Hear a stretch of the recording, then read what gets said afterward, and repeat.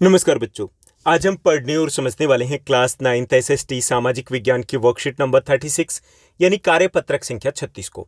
यह आपकी 5 अक्टूबर 2021 की वर्कशीट रहेगी और आज की इस आसान सी वर्कशीट में हम पोल साइंस सिविक्स के फर्स्ट चैप्टर लोकतंत्र क्या लोकतंत्र क्यों को रिवाइज करेंगे। इट मीन्स ये आपकी रिवीजन वर्कशीट रहेगी। सबसे पहले हम बात करेंगे कि लोकतंत्र क्या होता है। लोकतंत्र सरकार का एक रूप है जिसमें शासकों का चुनाव जनता द्वारा किया जाता है, यानी जनता खुद अपने शासकों का चुनाव करती है। चुनाव ही नहीं, वो उनको बदल भी सकती है।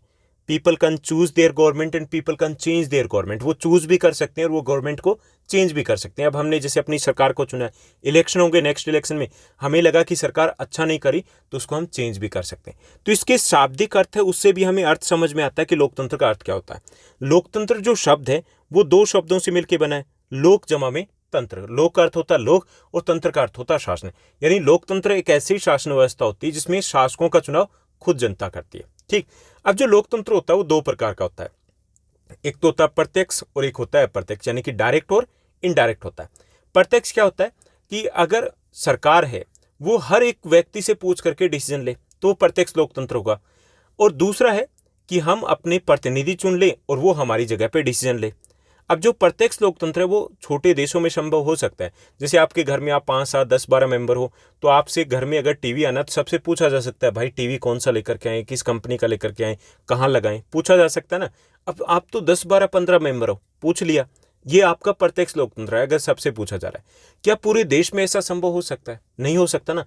इसलिए ज्यादातर देशों में अप्रत्यक्ष लोकतंत्र होता है, इनडायरेक्ट डेमोक्रेसी होती है। वहां पे हम अपने प्रतिनिधि को चुनते हैं, अपने सांसद को चुनते हैं, अपने विधायक को चुनते हैं और नेक्स्ट 5 ईयर्स के लिए, यानी कि नेक्स्ट इलेक्शन नहीं होते तब तक वो हमारी जगह पर शासन चलाते हैं। जैसे आप अपनी क्लास में क्लास लीडर या मॉनिटर को चुनते हो, वो क्या करता है? आपका रिप्रेजेंटेटिव है। वो आपकी तरफ से आपकी क्लास की प्रॉब्लम इश्यूज है वो पहुंचाता है कहाँ तक? आपके जो क्लास इंचार्ज है उन तक, ऑफिस तक, प्रिंसिपल सर या मैम तक पहुंचाता है। तो वो इनडायरेक्ट डेमोक्रेसी होती है। ठीक। तो यहां पर लोकतंत्र क्या है कि लोकतंत्र एक ऐसी शासन व्यवस्था होती है जिसमें शासकों का चुनाव जनता करती है और ज्यादातर देशों में अप्रत्यक्ष लोकतंत्र होता है। यहां तक हमें समझ में आ गया। अब हम बात करेंगे लोकतंत्र की कुछ विशेषताओं की। पहली विशेषता यह होनी चाहिए कि लोकतंत्र में अंतिम निर्णय लेने की शक्ति लोगों के द्वारा चुने प्रतिनिधियों के पास होनी चाहिए। यानी लोगों ने प्रतिनिधियों को चुन लिया, उन्हीं के पास शक्ति होनी चाहिए कि वो डिसीजन ले पाए। अगर उनके पास शक्ति नहीं है तो भाई ये तो दिखावा हो गया ना। लोकतंत्र काहे का हुआ जब लोगों के पास पावर ही नहीं है। पावर तब होगी जब लोगों ने अपने सांसद को चुना, विधायक को चुना और उनके पास एक्चुअल में पावर हो। ठीक। तो पहली विशेषता ये होती है कि लोकतंत्र तब माना जाएगा, सिर्फ ये नहीं कि चुनाव हो गए बस हो गया लोकतंत्र, ऐसा नहीं। चुनाव हो गया, जो हमने रिप्रेजेंटेटिव, हमने प्रतिनिधि चुने, उनके पास निर्णय लेने की, काम करने की शक्ति होनी चाहिए। पहली कंडीशन ये होती है। दूसरी कंडीशन होती है कि लोकतंत्र में स्वतंत्र और निष्पक्ष चुनाव होने चाहिए। स्वतंत्र का मतलब लोग बिना डरे धमकाए, मतलब अपनी मर्जी से वोट डालें। ये नहीं कि उनको डरा दिया, उनको धमका दिया, उनको कह दिया कि भाई आपको कंबल मिलेगा, आपको ये मिलेगा, वो मिलेगा। ऐसा नहीं होना चाहिए। अपनी मर्जी से वोट डालें। दूसरा ये कि निष्पक्ष होना चाहिए, किसी प्रकार का गड़बड़ झाला नहीं होना चाहिए, हर किसी को बराबरी का मौका मिलना चाहिए। तो ये भी लोकतंत्र की आवश्यक शर्त होती है। अगर चुनाव भी सही से नहीं हो रहे तो भी हम उसको लोकतंत्र नहीं कहेंगे, क्योंकि चुनाव अगर स्वतंत्र और निष्पक्ष होंगे तो वहां पर सत्ता में बैठे लोगों के लिए हार जीत के एक समान अवसर होंगे। कोई नया व्यक्ति वो भी चुनाव लड़ेगा तो उसके जीतने के चांसेस रहेंगे। अदरवाइज तो चांसेस खत्म कर देंगे ना। जब गड़बड़ ही हो जाएगी तो कौन जीतेगा? वही जिसके पास बल होगा, वही जिसके पास छल होगा, उसके पास ही सारा हल होगा। ओके। तो इसलिए लोकतंत्र क्या है कि लोकतंत्र एक ऐसी शासन व्यवस्था है जिसमें शासकों का चुनाव जनता करती है। लोकतंत्र में जो प्रतिनिधि होते हैं उनके पास वास्तविक शक्ति होनी चाहिए और लोकतंत्र में चुनाव स्वतंत्र तथा निष्पक्ष होने चाहिए। अब हम बात करेंगे प्रश्नोत्तर की। आज के इस वर्कशीट में कुछ आसान से प्रश्न दिए गए। पहला जो हमारा प्रश्न दिया गया, खाली स्थान भरिए।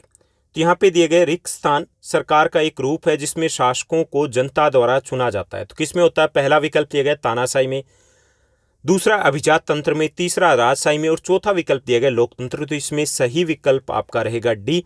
लोकतंत्र सरकार का एक ऐसा रूप होती है जिसमें शासकों का चुनाव जनता करती है। तो इसमें पहले में आपका सही विकल्प रहेगा डी। ओके। उसके बाद दूसरा प्रश्न देखते हैं। दूसरा प्रश्न है, लोकतंत्र में अंतिम निर्णय लेने की शक्ति के पास होती है, किसके पास होती है?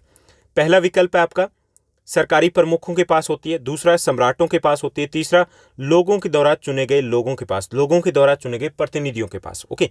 और डी है उपरोक्त में से कोई नहीं। तो इसमें सही विकल्प आपका सी रहेगा, लोगों के द्वारा चुने गए प्रतिनिधियों के पास, लोगों की जगह प्रतिनिधियों आना चाहिए। ठीक, तो सी आपका करेक्ट आंसर रहेगा कि लोकतंत्र में अंतिम निर्णय लेने की शक्ति है वो लोगों के द्वारा चुने गए प्रतिनिधियों के पास होनी चाहिए। तीसरा प्रश्न है, सऊदी अरब के शासक कैसे चुने जाते हैं? सऊदी अरब है, उसके शासक कैसे चुने जाते हैं हमें बताना है। तो सऊदी अरब है, जैसा हमने चैप्टर में डिस्कस किया था, वर्कशीट में डिस्कस किया था पहले, कि वहां पर लोकतंत्र नहीं है, वहां पर क्या राजतंत्र है। तो कैसे चुने जाते हैं? लोगों के द्वारा, पहला विकल्प है। दूसरा सेना के द्वारा। तीसरा शाही परिवार में पैदा होने के कारण। चौथा इनमें से कोई नहीं।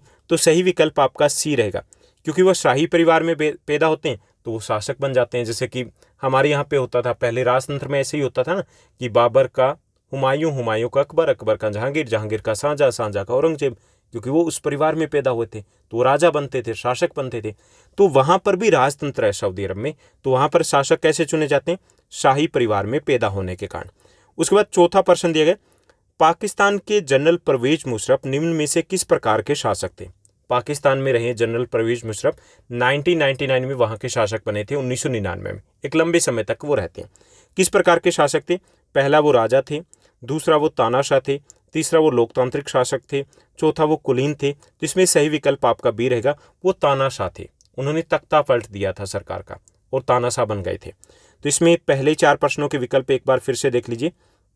जो पहला प्रश्न है उसमें आपका सही विकल्प डी रहेगा, दूसरे में आपका सी करेक्ट आंसर रहेगा, तीसरा जो दिए गए इसमें भी सी करेक्ट आंसर रहेगा, और जो आपका फोर्थ क्वेश्चन है इसमें आपका बी करेक्ट आंसर रहेगा।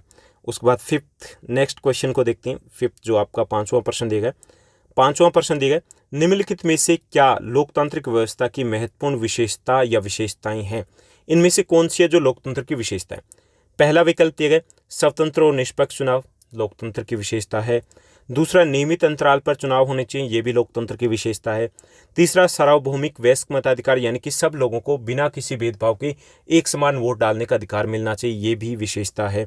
डी दिया गया उपरोक्त सभी, तो हमारा डी करेक्ट आंसर रहेगा। ठीक, उसके बाद 6 दिया गया, निम्नलिखित में से इनमें से कौन सा लोकतंत्र के पक्ष में अच्छा तर्क नहीं है? हमें बताना है कि इनमें से कौन सा है जो लोकतंत्र के पक्ष में अच्छा तर्क नहीं है। पहला है, लोकतंत्र में लोग खुद को स्वतंत्र और समान मानते हैं, बिल्कुल स्वतंत्र होते हैं, एक समान अधिकार मिलते हैं और कानून का शासन होता है। दूसरा है, लोकतांत्रिक व्यवस्थाएं दूसरों की तुलना में टकरावों को ज़्यादा अच्छे तरीके से सुलझाती है, बिल्कुल सही है कि अगर अलग अलग जाति, धर्म, वर्ग के लोग, संस्कृति के लोग, भाषा के लोग होते हैं तो उनको संभाल करके चलती है लोकतंत्र है, सबको एक समान अधिकार देता है। तीसरा विकल्प है, लोकतांत्रिक सरकारें लोगों के प्रति ज़्यादा उत्तरदायी होती है, ये भी सही है क्योंकि चुनाव होते हैं इसलिए उनको लोगों का ध्यान रखना होता है, संसद के प्रति वो जिम्मेवार होते हैं, वो कानून संविधान के प्रति भी जिम्मेवार होते हैं, वो मीडिया के प्रति भी जिम्मेवार होते हैं, तो ज़्यादा उत्तरदायी होते हैं। डी दिया गया, लोकतांत्रिक देश दूसरों की तुलना में ज़्यादा समृद्ध होते हैं, ये बिल्कुल सही नहीं है। यानी जरूरी नहीं है कि लोकतांत्रिक देश हो बाकी देशों की तुलना में जो अलोकतांत्रिक देश है उनसे ज़्यादा समृद्ध हो, ऐसा कंपलसरी नहीं है। तो इसमें डी आपका करेक्ट आंसर रहेगा, यानी कि फिफ्थ में आपका डी रहेगा और सिक्स्थ में भी आपका करेक्ट आंसर डी रहेगा। तो ये थी आज की आपकी आसान सी वर्कशीट। उम्मीद करता हूँ सब कुछ आपको अच्छे से समझ में आया होगा। अगर आपको ये वीडियो, ये वर्कशीट अच्छी लगी तो इस वर्कशीट को लाइक और शेयर जरूर कीजिएगा। हमने class 9th social science SST के जितने भी चैप्टर्स हैं, हिंदी और इंग्लिश मीडियम दोनों में, उनके मोस्ट इंपॉर्टेंट क्वेश्चंस डिस्कस किए हुए, उनसे बाहर कुछ नहीं आएगा। 95% ईजिली आप स्कोर कर सकते हो और 2 दिनों में पूरा सिलेबस आप निपटा सकते हो। अगर आपने इस सीरीज़ को नहीं देखा तो इस सीरीज़ को देखिए, प्लेलिस्ट में जाइए, class 9 social science most important series को फाइंड आउट कीजिए और चेकआउट कीजिए इन वीडियोज़ को, जो बहुत अच्छे से बने हुए, बहुत मेहनत के साथ बनाए गए। और इनसे बाहर आप कमेंट सेक्शन में जाइएगा, कमेंट्स भी रीड कीजिएगा। जिन बच्चों ने लास्ट ईयर या इस बार एग्जाम दे रहे हैं तो उनके कमेंट्स भी आ रहे हैं कि yes they scored out of out marks in, जैसे कि एग्जाम से 1 दिन पहले पढ़े हैं या 2 दिन पहले हैं, उसके बाद भी वो स्कोर करें। तो आप इस सीरीज़ को देख करके फीडबैक जरूर दीजिएगा। आज के लिए बस इतना ही। Thank you, bye bye, have a nice day. मिलते हैं नेक्स्ट वीडियो में।